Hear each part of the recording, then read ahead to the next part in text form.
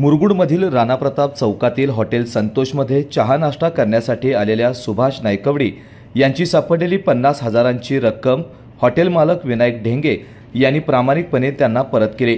त्यांच्या या प्रामाणिकपणाबद्दल सर्वत्र कौतुक होत आहे। सुभाष नायकवडी यांचे मुरगुड बसस्थानकासमोर पानपट्टीचे दुकान आणि लॉटरी सेंटर आहे।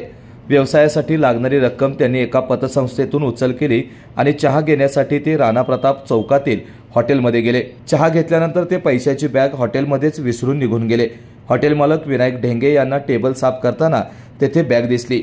त्यांनी उघडून पाहिले असता त्यामध्ये नोटांचे बंडल आढळून आले। घटनेचे गांभीर्य ओळखून त्यांनी लगेच सुभाष नायकवडी यांना फोन करून बोलावून घेतले आणि नोटांचे बंडल असलेली बॅग त्यांनी प्रामाणिकपणे नायकवडी यांच्या हवाली केली। यावेळी बॅगमध्ये 50,000 रुपये असल्याचे नायकवडी यांनी सांगितलं। तेव्हा हॉटेल मालक ढेंगे यांच्यासह उपस्थित सर्व ग्राहकही अवाक झाले आणि सर्वांनी विनायक ढेंगे यांच्या प्रामाणिकपणाचे कौतुक केले।